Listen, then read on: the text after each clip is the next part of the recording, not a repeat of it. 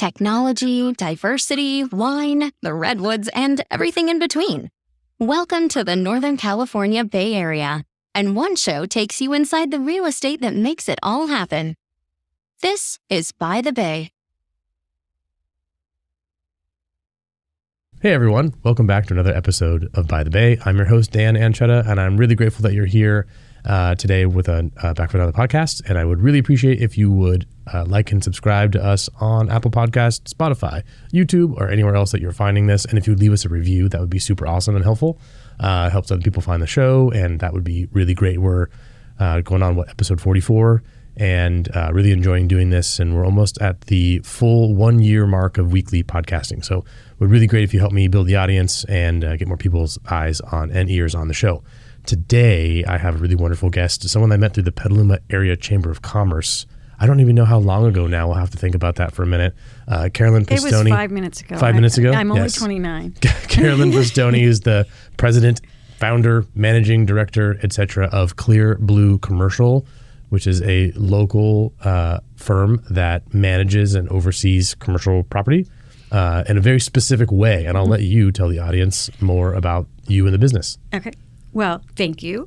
And great to see you, Dan. And I love your whole setup here. Thanks. It's great to see you, too. It's been quite a while. Yeah. Well, I don't know if you heard there was this pandemic going on. Nobody got to see anybody. I heard something about that. So interesting times. Clear Blue Commercial and was founded 9 years ago. We launched in 2014. We are a full-service commercial real estate services group. So we're built primarily on a property management platform. Okay. We are a certified green business, a certified woman-owned business, wow. a certified small business, and a B Corp. And that's baked into our DNA. It's not an afterthought. It's something that we began applying for those certifications when we launched. Can you explain what each of those things kind of means? I mean, Some of them are self-explanatory, yes. But the ones that aren't self-explanatory. The main one that a lot of people don't know is the B Corp. Okay. And it doesn't affect our tax structure. So we're an S Corp, and my husband likes to say that means we're a BS Corp, but that's all. He's the comedian of the bunch. Yes, that's a whole other story. B Corp is a certification that we ascribe to a higher set of principles than just financial return to our shareholders. Okay. So we have to show a greater environmental benefit, a greater societal and social justice benefit, a greater community benefit than just, a profit motive. Yeah. Right. So this is like mission driven, specifically. We are here for not just to make money. We are here to make money, but we're also here to benefit the lives of our community, of people in our community, the environment, social change, right. All those things. In our makeup, money is just a tool. Money's not even a real thing, and I know that's terrible to say. It's just a social construct. Yeah, exactly. So money is just a tool for for the positive impact we want to have in the world. And when we became a B Corp in 2015, we were B Corp number 1900 worldwide. And now there are 7,000 B Corps worldwide. It's actually quite a large movement, and there are some very large companies that I'm sure you've heard of. Ben & Jerry's is a B Corp. Right. Patagonia is a B Corp. And when you think of sustainable, kind of forward-thinking, environmentally conscious, those are the ones that kind of come to mind, right? Yes, although it's amazing how many more have become B Corps. There are B Corp banks located right here in the Bay Area. Right. Beneficial State Bank is a B Corp and was one of the founding B Corps. And New Resource Bank is also a B Corp. Okay. I like to say we are the only real estate services firm in the world that has all the certifications that we have. Huh, that's really cool. We're not using it as a differentiator because we think everybody should. It shouldn't be different to care about the environment. Exactly. Everybody should be doing business this way, but we are proud to be the first and be leading the way, and we welcome all the others that will join us. So you're saying that that's baked into the DNA of the business. Like, what does that mean? How are your practices different than someone else who might be managing commercial real estate? Well, commercial real estate is management. Is pretty basic. You collect the rents, you pay the bills, you maintain the property. But through that, there's all kinds of creative ways that you can have positive impact. For instance, during the drought, we started doing turf conversions. Okay. And so taking to a building that you manage has a bunch of grass. That has grass and sprinklers. And sprinklers that are putting drinkable water, right? That are pouring it on the... And pouring it essentially down the storm drains. Right. Because when I would drive into work into this very business park where we are sitting, you would just see the sprinklers spraying everywhere. And they don't just spray on the grass. Right. They spray into the street. They spray onto the buildings. There's all kinds of maintenance. There's slipping and tripping hazards in addition to the wasting water. So what you do is you take out the lawn and the sprinklers. You put in a drip system, mulch, and compost, drought-tolerant plantings. And native drought-tolerant plants. Which can be very beautiful. Yeah.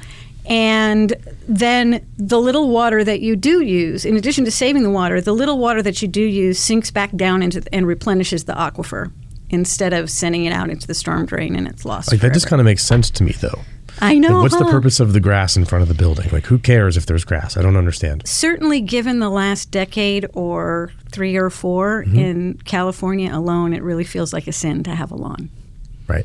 And so, for example, we did a huge one up the street. I got at a large building that was owned by a big real estate investment trust out of the East Coast. And they had 65,000 square feet of turf. And so I had already done a couple of turf conversions, so I thought, we'll just do one here. So I got my landscaping company to come out, and they gave me a bid. It was $250,000. And I calculated that would pay for itself in water savings alone in 32 years. And I knew this was a non-starter for my client. Right. So what we did is I partnered with the landscaping company. We reached out to local nonprofit, Daily Acts, support them, they're the best. The Sonoma County Water Agency, the city of Petaluma, which was providing a Mulch Madness program. Right. And we then got a team together. We reached out. We got 150 volunteers. Initially, the landscaping company was saying this is going to take 4 to 6 weeks to complete. We hired a couple of bands. We got some massage therapists from the local massage school to come out with their chairs. We got Clover donated a bunch of yogurt and ice cream. We got other, as it happened, our maintenance engineer owned a catering company with his mom, and so they brought all kinds of food. We also reached out to the local high schools because all of the seniors have a community service component. So we had, and they're great volunteers. And sure. Get this huge group of people to spread the work out. And we did it all in 6 hours instead of 6 weeks. It was a wonderful event.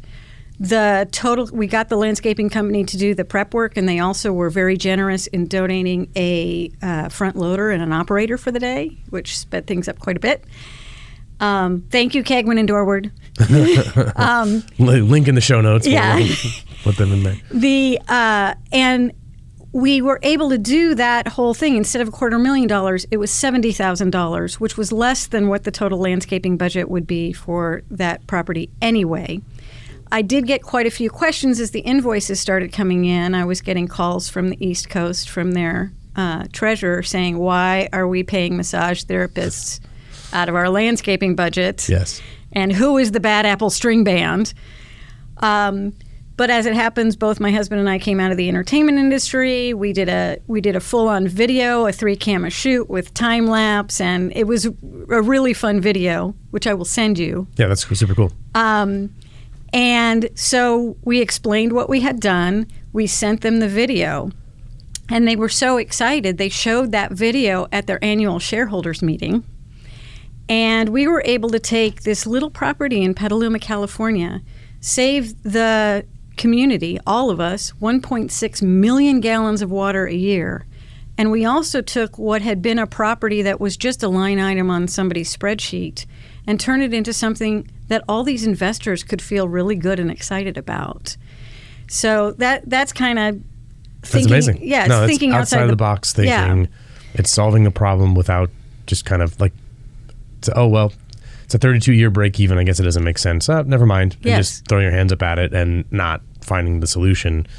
There's the resourcefulness in figuring out who else is interested. Like, who are the interested stakeholders in this? Like, the city definitely cares. The water agency definitely cares. Mm-hmm. You know, a group like Daily Acts and other people willing to put in the volunteer time and make stuff happen is a great solution. So let me ask you maybe the hard follow-up question is, why isn't that being done at every property in town? I saw someone putting in grass the other day in the business park.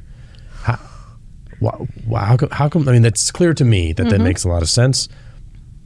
Who cares if your building has grass in front of it, right? Like, there's a place for that, sports field, that sort of thing. Like, sure, let's save the water for recreational use.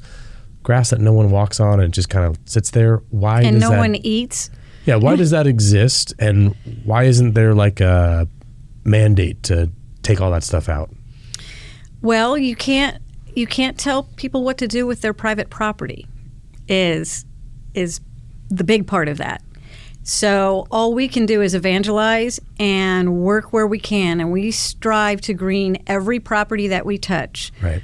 But the city had rules about when you can and can't water and all these other things, and they would, the water police would come leave you a ticket and stuff. But all there is fines. So, for example, there are some big landlords that really like their lawns, or did when they originally put them in. They pass all the costs on to their tenants. Therefore, they do not care that they are the biggest water user in Petaluma, or that they get fined all the time. They just pass that along to their tenants, so it really doesn't have any effect on them. So this is just a total disconnect of priority and it can be. I mean, I think people are coming around. Okay. And as we're starting to do more of this and publicize it more, for instance, one of the reasons that we have all these certifications is it leaves us very well positioned to work with large corporations and government entities. And we are 4 years into a 10-year contract as a subcontractor with the state of California. Okay. We manage a 250,000 square foot campus for them up in West Sacramento. Oh, wow. We were able to put a 100,000 square foot solar array on their roof with no out-of-pocket from the state, from our client, from us, or from the landlord. We did a power purchase agreement. It was complicated from our perspective, but we were able to make that happen. And so if you're a taxpayer in the state of California, you're welcome. And I think one of the reasons that this doesn't get done everywhere is because it's nobody's core business. We have made our core business and our core values inseparable. And first of all, it's led to a whole lot more job satisfaction for me personally and for everybody who works for me. Sure. And it's also given us an opportunity to celebrate not just, hey, we had a good year this year and everybody gets a bigger bonus. Right. We're able to celebrate, look at what we've accomplished thus far.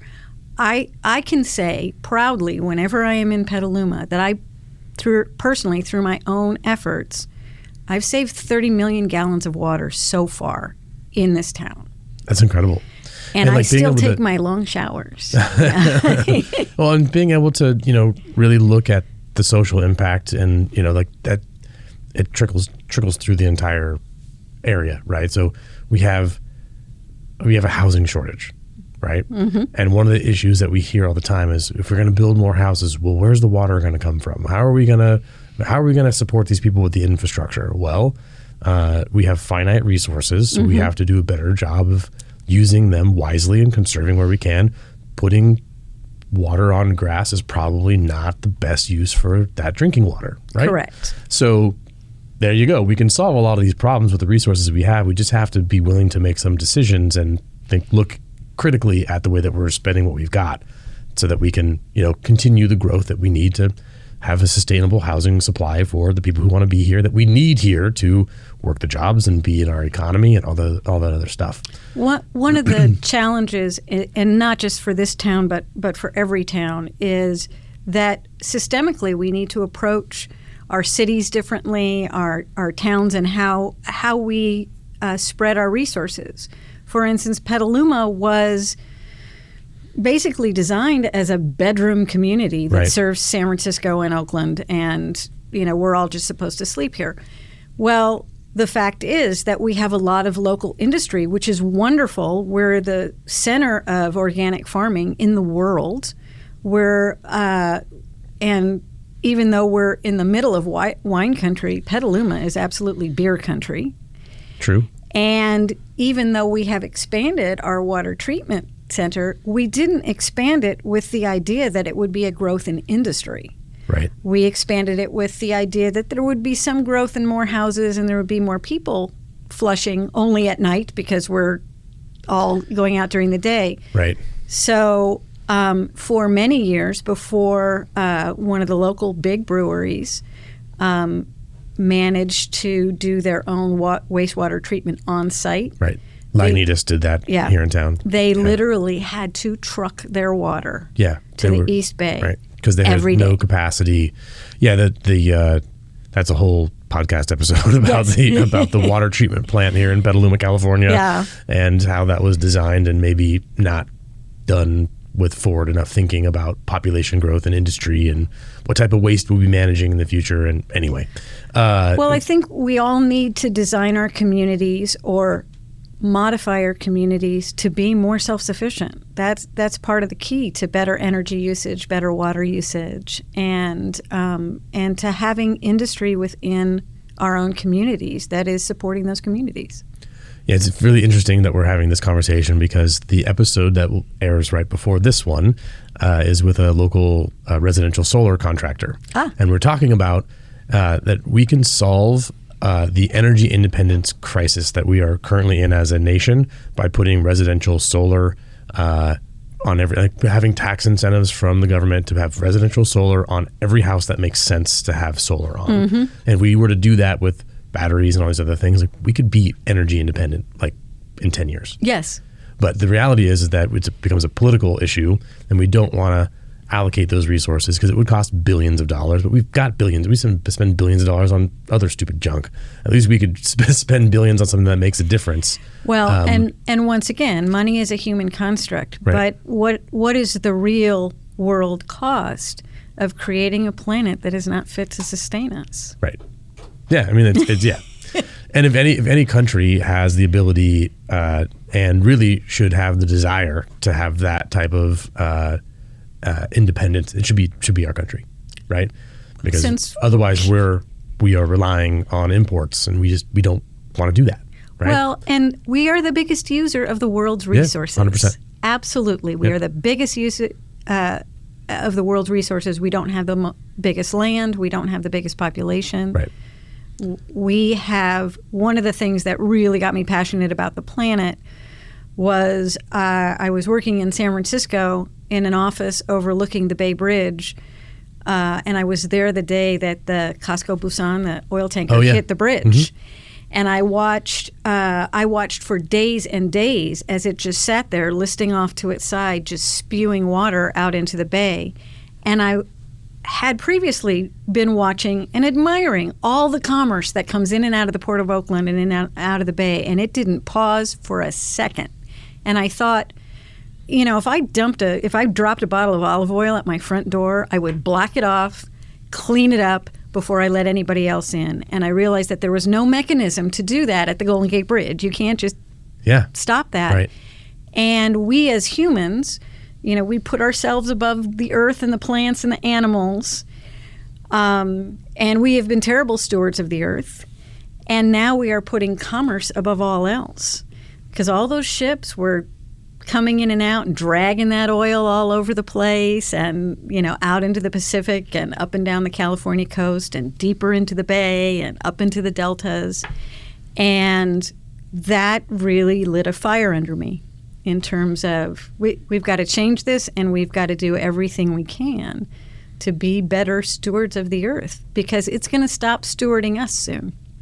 It's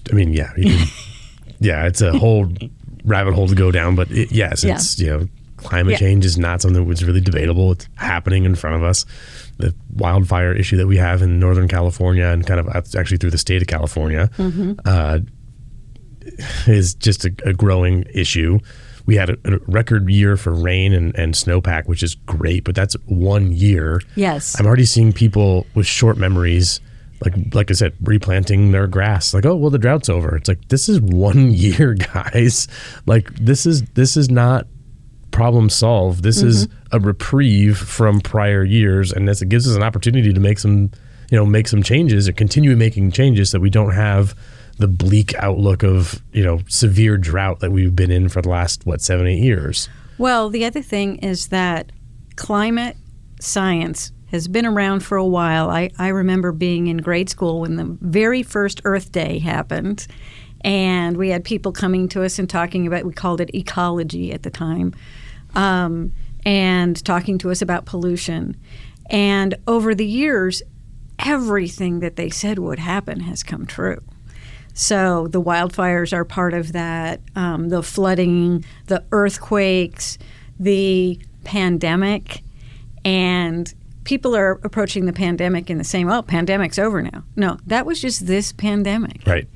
That as we start to really change the nature of the planet that we're living in, because now the permafrost is melting and all of these plagues that killed our ancestors are starting to come back, and we have no immunity to them. So there's so much more consequences to our actions than just, I don't want to pay more for my organic green beans, I do want to get back onto the real estate topic. Yes. I'm really enjoying this. Sorry. I do. Let's just kind of wrap that topic up with maybe the mission to Mars is not that bad of an idea. We should go there and start over, because we have not been very good stewards of the planet. And but I do think that we can. A lot of the solutions to the problem is not brand new technology and innovation. That can be part of the solution. It's a lot of stuff that's already right in front of us, and it's just making the conscious decisions and choices to act and be differently. So maybe we can go back to the topic of what are you doing with your clients to, when someone hires you to manage their building, or their multiple properties, whatever it is. What does that process look like? Are you doing an audit on everything and you're saying, hey, these light bulbs need to be changed and we got to do the grass? What does that look like for a normal client for you? We, interestingly, I find when acquiring clients, and all of our clients and potential clients, they're wonderful people who love the earth. They just don't necessarily have it in their business plan or think of it in terms of their bottom line. So we meet every client and every property where it is. And first we look for the low-hanging fruit. How much are we spending on light bulbs every year? What if we changed over to LEDs? What if we changed over to LEDs, could we drop the electric bills enough to be able to power the EV charging stations that we're going to put in the parking lot? So our mission is to prove, and we have so far, that sustainability more than pays for itself. We have been able to find solutions without impacting the client's bottom line other than positively. What's interesting is that sometimes we'll get hired, and then all of a sudden the client will say, but we don't want any of that green stuff because green is more expensive, which is not the case at all. Our challenge for marketing is that our clients don't really find out how much additional value we bring until they've been working with us for a couple of years. Right. And because it takes some time to implement those changes and see the benefit, because there's going to be an upfront cost, right? But sometimes there's not, and that's what they don't necessarily see. When we did our first volunteer turf conversion, the landlord was like, well, we're not a charity, we're not a nonprofit, it seems like we shouldn't take that. I'm like, you have 150 people that are willing to come and do this. They're not asking you to pay them. Right. Well, it's because, like you said earlier, it's for the benefit of the community. Yeah. It's because we understand there's scarce resources, and sign me up. Let's go convert this turf so we can save water and not have, our drinking water sprayed on lawn. There's also a lot of funding and support available for the kinds of things we want to do. You just have to look at, and it's our core business and our core mission. So, for instance, we've added 6 EV charging stations in Petaluma. We did it through a grant from the Bay Area Air Quality. Okay. Bay Area Air Quality Commission. We also were able to do some on-bill funding from PG&E to do our big LED conversion. And all they do is they look at what your PG&E bill is, what your potential savings are, and then for the next 3 to 5 years, because it has to be the ROI, they keep charging you your current rate, and you're paying for the capital investment out of your normal cash flow stream. Normal PG&E bill. Right. And then all of a sudden, at the end of that time, your PG&E bill drops. And for instance, one building that we did this, where we added 2 EV charging stations, and we did the conversion, and we did on-bill financing with PG&E. And with the additional draw from those, the PG&E, what do I want to say? Their estimates are very conservative. Sure. In terms of what they'll loan. Our PG&E bills still dropped. So the landlord got a more energy efficient building, and added an amenity that the buildings around them didn't have. And when you're competing for tenants and your tenants are competing for employees, EV charging stations are a really important amenity, better than a fountain, better than a gym, better than any of those types of things. If you're an employee and you have the choice between working in a building that has a free gas station and one that does not, right? That's going to factor in. And by way of example, due to some changes in the market, that client purchased the building for just under $3 million, sold it 7 years later for just under $8 million. Unbelievable. And even if the improvements that we made only accounted for 10% of that increase, that's still really significant. No, it's super significant. You brought up something about commercial real estate values, and I'm curious to know what that environment looks like in the North Bay. So I'm reading these headlines about vacancy in San Francisco at 40% and all these kind of like ghost leases that are, tech companies are technically paying because they're on the hook for them, but they're rolling off and the initial leases are expiring. And how much of that is true? How much of that is sensationalized? And what's the outlook for the North Bay? Well, nobody knows, and anybody who tells you that they know is lying. But I will give you my opinion. Yeah, your opinion. I started managing property in Petaluma under the exact same circumstances. We had 40% vacancy. There were giant floor plates from these giant companies, and anybody who wanted space, particularly in an office building, was looking for 500 to 2,000 square feet. And we undertook, and we took over a lot of these properties that were in deed in lieu or foreclosure, and we started cutting up the buildings in order to accommodate for what was needed next. That's what's going to happen again. There are still plenty of small businesses sprouting up everywhere that are looking for new and different ways to use space. So repurposing. But the 150,000 or 200,000 square feet that Twitter or one of these companies has, they have 500,000 square feet in San Francisco. Right. And so maybe they don't need that much space. And so whatever they're giving up or giving back probably is not going to find another single tenant for, right? So it's going to take years for these landlords to convert to smaller spaces and then find those tenants. Well, there are things that can be done faster in the meantime. What it's going to require is collaboration, which is why I always say collaboration is in the new competition. If you own a building that has a Fortune 500 company as your main tenant, and they are suddenly only using 10% of the space that they were before, there are ways to structure your leases and your business plan and the tenant's business plan to sublease or have cooperative space or create more common usage so that you can get different types of businesses under you. For example, a company like, I don't even want to say that company's name, but but a large company that has a whole lot of vendors that work with them. Sure. You can start providing space and resources for your vendors. Sure. Charge your vendors, and suddenly you're saving money, and they're saving money by getting access to resources they wouldn't otherwise have.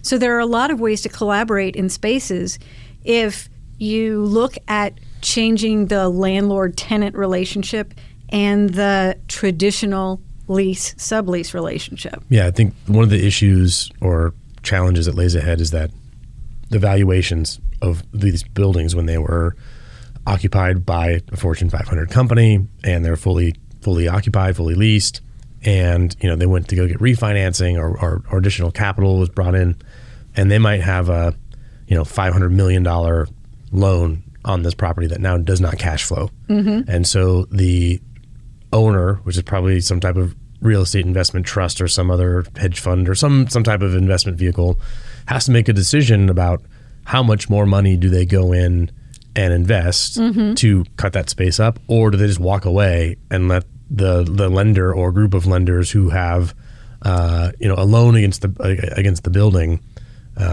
take the building back. I think we're going to see a combination of the two, and then then what happens? I think too the lenders have to be part of that collaborative process. I don't think they're going to have a choice, because I think a lot of these large banks that have hundreds of millions or billions of dollars as exposure in a community like San Francisco, they can't afford to not collaborate and find solutions and work things out and change debt structures and do different mechanisms to work with the current owners so they can keep the building, find new tenants, repurpose things so they can get back to profitability. Well, and you're more of an expert on this than I am, but my feeling is that we can't have any business, because just like money, business isn't even a real thing either. So we've created these constructs. We can create new constructs, because the fact is that the balance sheet isn't what's real. What's real is, what do people really need space for? There's a term in real estate called highest and best use. Mm-hmm. And it's really about, how can we squeeze every last drop of money out of every lease and every square foot of this building. Sure. is what it has been. We should take that term to heart. What is really the highest and best use of all of our resources? And then look at creating businesses that support that. For sure. I think San Francisco is in for a pretty major overhaul here, and they're going to have to address some significant issues with just the way that they're attracting businesses to be there, and how livable and workable the area is. And I've heard some conversations about taking some of these high-rise office buildings and converting them into housing, because there's a housing shortage. That's going to be wildly expensive. And if you're upside down already on your deal, how do you invest another couple $100 million into that's going to be hard to pencil out and make work, unless there is some type of partnership or collaboration where we're collaborating in a way that makes it make sense for everybody. And they're doing in San Rafael, Eden Housing is creating a low income housing development or a affordable housing development out of what was once a big office building that is vacant. And what they're finding is that it is very difficult when you're creating low-income housing. There's a lot of not in my backyard going on. It 100%. It's very difficult to get approval to build such a thing. Yeah. But if you take something that is vacant, is attracting homeless people anyway, because it's a vacant space, right. And is attracting all kinds of other things that you don't want. If you take that and you turn it into a resource that really benefits people's lives, it's easier to get around that, and they can do that more quickly and efficiently. I'm not a big proponent of using office space specifically. One of the trends that's happening across the country is using some of these large malls where smaller retailers are not able to keep their space, and creating more housing that way, more cooperative housing. You could have more amenities, you have more shared common area resources, that sort of thing. So if we think creatively, and if we let go a little bit of how rigidly attached we are to our past constructs, we can make the world a better place. When my kids were little and we used to watch movies, they loved all these futuristic movies, and I realized that I hated them. And the reason that I hated them is they always made the future look like it was going to be awful. And I thought, why aren't we fantasizing about the future we want instead of being so terrified about how everything's just going to get worse and worse and worse? Well, that's the trend, right? The trend has been a slow decline, and it makes sense that that's the progression you get to if you don't interrupt that thinking and go, we can identify that we have an issue, and then we can change course and make it a better end result. But I think there's a lot of truth and kind of warning in those shows where it's like, hey, if we continue down this path, this is what's going to happen. Yeah. Right. Well, and I'm getting very existential here, but birth and death is a cycle, just like there are cycles with everything in the earth. So, yes, there is some decline happening that is a natural result of what we've constructed and how we've constructed it. Right. We can change our minds. Right.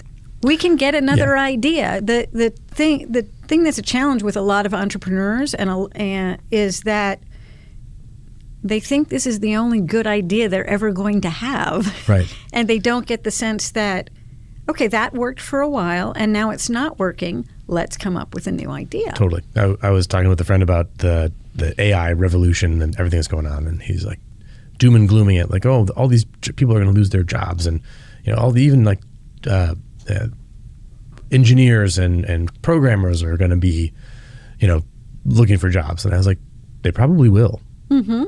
And here's the cool thing: the barriers for entry for a new business to get started, like a 5 or 10 person, shop that's really good using AI tools to like 10x their productivity and we can have amazing startups. We can have people who have had great ideas and they can actually execute those with a small, tiny little nimble staff and not have a bunch of VC money coming in to kind of push their profitability.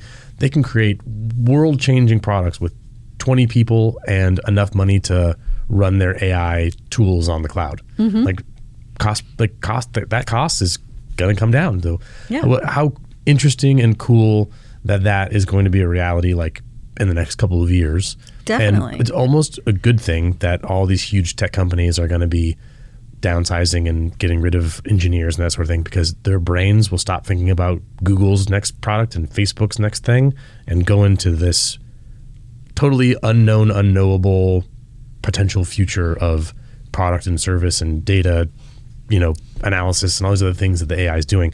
It's exciting to me, and I think that if you look at it that way, it's like, well, how cool that you don't need 400 people to have a startup anymore, because your AI tools, your AI companions can get that done pretty quickly and inexpensively. When I first started my business, I had it was just me and occasionally my husband. And I have my little Prius, and I got car magnets that with my business on them. And I started going everywhere and evangelizing everywhere and looking for all over the Bay Area, all over the state, literally. And we're going to be statewide in the next 12 to 18 months. Congratulations. That's really exciting. And I would run into people, and I hand them my business card, and people would look at the card and go, "Oh, I know you guys. You have those little Priuses that are everywhere." It was like, well, actually, it was just me. It was just me. Yeah. But the whole idea of you can expand your sphere of influence, and you can get people really thinking not just about me and my little business, but about some of these changes that we're talking about doing. It's amazing, and especially since the pandemic, we've all learned how to reach out farther remotely. Yeah, for sure. So kind of wrapping up, I just want to be specifically in the North Bay area. We talked about kind of San Francisco and their issues. What's the trend going with so to me, commercial real estate is a proxy for the health of the business community, right? Because if you absolutely need space, if you're expanding, if you're downside, like it's giving us a look into what's going on with the overall economy, right? So give us your opinion about what is looking like right now today for the North Bay and the kind of communities that you're serving primarily. Well, I think there's a lot more industry that's come into the North Bay over the last decade than we're even really paying attention to.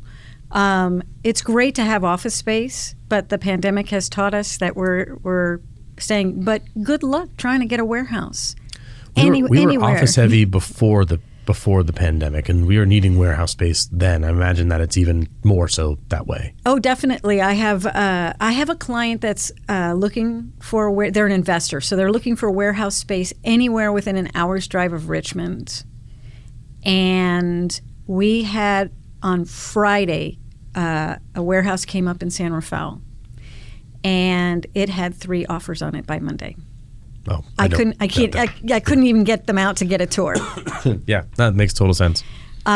Which is actually quite exciting because as these industries and warehouses become more successful, yes, they need the infrastructure, but they need offices. They're going to all their accountants and all their logistics people and all that sort of thing. They're going to need a place to sit and work, and that office stuff will start to fill up. And then the North Bay is always very heavy with attorneys and psychiatrists and ancillary health folks. They all need offices. Insurance brokers all need offices. Mortgage companies all need offices. Yeah. So we may have to cut them up differently, but I don't foresee that. I don't foresee any of this as a problem. It's just a challenge that is going to find its solution. And things ebb and flow, right? So like we gave up some office space and are in a co-working space for one of my employees, and others are working from home because just the economics just have changed for us. But the market will come back, and then they'll all want the office, and they'll staff up, and they're going to want to have their thing, and it'll wind up being fine. It's just we're in that cycle right now where we're looking at every penny that we're spending and going, is this the right thing to be doing right now, or should we hold tight because the real estate market is cyclical and we're in the down cycle right now. So, what else should people know about what's going on with commercial real estate? In terms of commercial real estate, well, from my perspective, if the real estate market is always great. Somebody's always buying, somebody's always selling. That's true. And if the building exists, it needs to be managed. Plus, the greenest building is one that's already built. So there are so many opportunities. I love these little sound bites. The greenest building is one that's already built. Yes. True, right? There's plenty of regulations where we could use our land and there's someone always building, and there's someone always buying, and there's someone always selling. Yes. And if it exists, someone has to manage it. Exactly. Right. The other thing is, if the greenest building is one that's already built, then we have huge, huge opportunities to find the highest and best use of every building that's out there. So in my mind, that's the future. That's the future of commercial real estate, is find the highest and best use. Be ready to pivot. And for myself personally, be ready to evangelize. For like my example with the real estate investment trust that was based out of the East Coast. Right. They run their reports every month the same way. But within those reports, to be able to say, okay, here's some creative stuff that we did, and here's how much money it's saving you, here's how much water it's saving you, and here's the impact that it's had in the community where the property is. This might be a dumb question, but there are no dumb questions. For a business that's like a huge multi-billion-dollar investment company, why don't they have a team of people on staff that's just looking for these opportunities? Because you're making money, right? Like you're maximizing your profitability at the same time of doing something good for the community and doing something good for the planet, right? So doesn't it make sense to have a whole team of people like analyzing every building and going, here's the standard package that we need to do on everything is get those LEDs converted. Let's get rid of the lawn. Let's get our low flow this and that. And tax incentive for this. And let's look at the solar opportunity here. And there's tax rebates and things that are incentivizing us to do that. Why don't these big companies have that embedded into their company? Because that just makes sense to me. Well, I agree. And it should. It's part of where my business is going. Right now, nobody sees that as their core business. And so that's why they're not as forward with it as they are. Every large company has to do some kind of carbon footprint reporting. Wherever they're operating, they have to show that they're not polluting, the main water system and those kinds of things. What I found is that my company and companies like mine, we're going after the chief sustainability officer, or we're going after the head of diversity, the head of diversity procurement, those kinds of things. One of the challenges with much bigger businesses is that the way they're structured, they're so siloed that nobody thinks outside of their own box, and nobody is incentivized to think outside of their own box. Whereas if I can walk up to the chief sustainability officer and say, would you like me to share with you how I saved 30 million gallons of water in a tiny community? Right. All of a sudden, it's going to make them look good. Or because we're a woman-owned business, we're considered diversity. So I can go to the chief diversity procurement officer and say, would you like me to show you how to double your diversity spend on money your company would have spent anyway? Right. So it's just like an awareness. It's not part of their core business, so it's just not on their radar. And that's just part of. These companies have become large and successful doing what they do the way they've always done it. Right. So it's a great opportunity for companies like mine and other companies to come in and help solve their problems for them. Yeah, it seems like an amazing market opportunity and business opportunity to have the data and the sizzle reel and the stuff to go, this is what we can do to help you, and here's the bottom line impact, and here's your break-even point, and let's go. When I negotiated the lease for the campus up in Sacramento, I met with the landlord many times and to talk about these solar panels. I'm like, seriously, you've got all of this roof space. It's a brand new roof, so it's perfect time to do this. And, I know you said you don't want to do solar, but let me tell you why you do. And he didn't want any part of it. But because of that, he let me put into the lease that I have permission. If I could figure out how to do it for no money, I have permission to do this. As long as he doesn't have to spend any money, he's in. Yeah. Yeah. Great. Challenge accepted. Okay. Let's go do it. Here we go. Yeah. It took a year. Could have taken a lot longer. But, I could die happy tomorrow pointing to those darn solar panels, That's cool. It's a really great story, and it makes my wheels start going about like how much stuff is just right in front of us. It's just so clear if we just pause on our normal way that we do things. Like we just get into our routines, we get into our into our cycle of things. It's like pause and just let's take a look at the way we're doing things. Does it make sense? Does it make sense that we're doing this? Is there a better, easier, friendlier way to do it? And I bet you the answer is yes in most cases. One of the things that that has made me a great entrepreneur, and I've won awards for that, so I can say it. You have. Like every other week, you're winning another award. I'm like, geez. Is that I'm easily bored, and it made me a very bad employee because I'm always asking, why are we doing this? Why is this way? Why and I'm always going, well, we should do it this way. And I was always going into my boss's office going, I have a great idea. We should do this. And the boss was like, would you get me that report, please? Exactly. So that has been really exciting. Speaking of awards, one of the first awards that we got was a Community Philanthropy Award.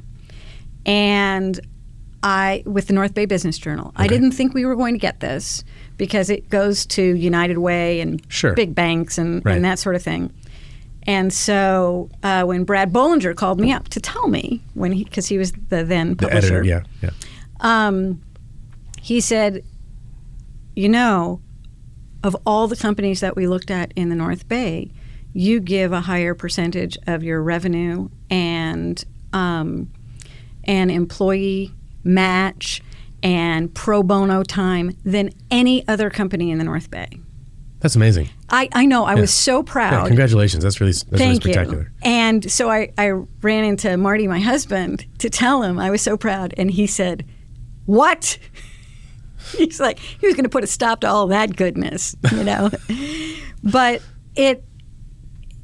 but to me, and it's an unfortunate fact that he has to living with me. To me, money's not even a real thing. It's all about impact.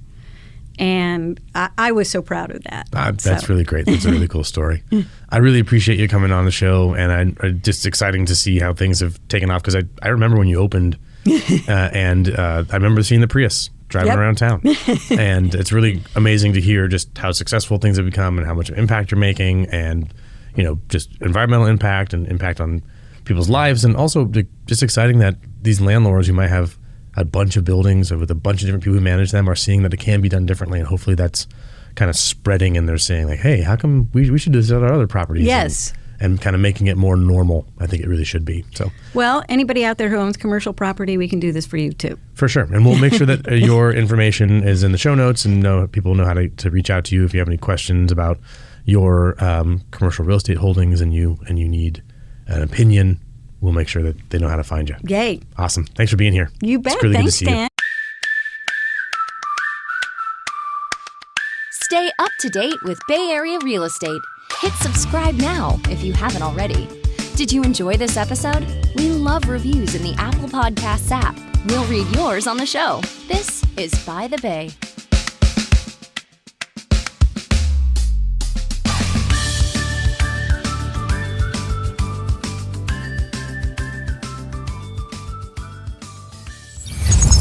Landing Ear Media.